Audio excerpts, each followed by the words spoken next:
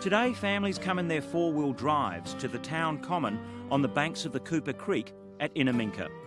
After a 1,200 kilometre trek northeast of Adelaide through the vast South Australian outback, the Cooper is the ideal place to kick back and relax. Come at the right time and you're more than likely to hook a big yellow-belly callop in a camp setting that's got it all. This is the first time I've been here, but it won't be the last.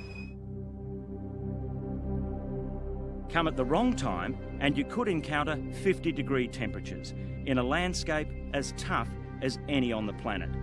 Travel southeast of here on the many tracks that crisscross this part of the Australian outback, known as corner country, and you'll come across strange granite formations, the perfect setting for any sci-fi flick.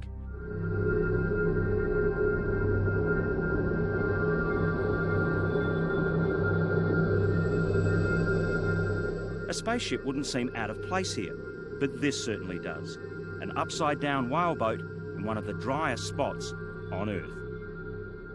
There's certainly a sense of reverence about a place like this, the Sturt Monument at Tibooburra in far west New South Wales. But this is also a very South Australian story, because it was through country like this that Captain Charles Sturt ventured into the deserts of South Australia in one of the great exploration sagas of all time.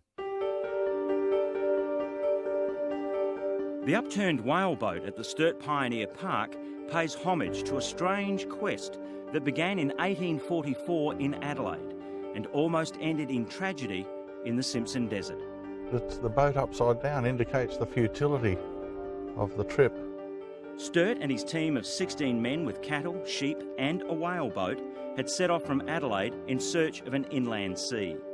Sturt had studied the flight of birds heading inland from Adelaide and had surmised that they must be making for a great expanse of water in the centre of the continent. From the town of Menindee on the banks of the Darling River, 111 kilometres from modern-day Broken Hill, the party struck out northwest, only to confront searing temperatures and an unforgiving terrain. Eventually, they were forced to stop and recuperate near what remains of the old ghost town of Milparinka. Originally was a goldfields town, and they've kept a lot of their old buildings here. A lot of this has all just been restored. Not far from here, Sturt and his men camped on the banks of Evelyn Creek at a place the explorer called Depot Glen. It's also known today as Preservation Creek. By the time they got here, Sturt and his men were done in, having battled for more than 5 months in fierce heat. Breakfast. Come when the rain set in and the yabbies fatten up, and you'd think Depot Glen was a desert paradise. Sturt and his men hunkered down here for 6 months, with the spring-fed waterholes keeping them alive, although Sturt's deputy, James Poole, was desperately ill with scurvy. What brought you to Depot Glen? I wanted to see where Sturt did his exploring and how hard he put up with it, if I could imagine that. And what do you think, having come out to this country? Well, I think he had a heart as big as a football. Back in 1845, Depot Glen was nothing like this, with the temperatures soaring and the river almost dry.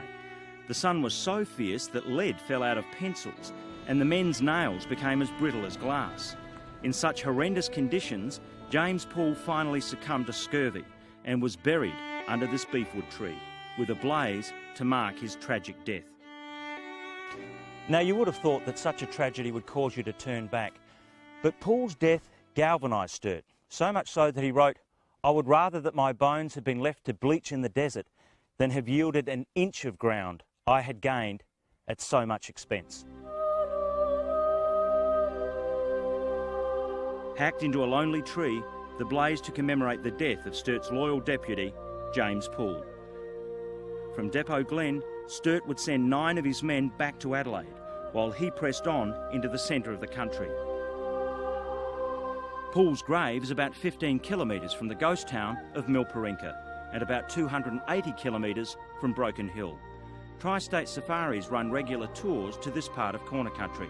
To book, contact 8088 2389.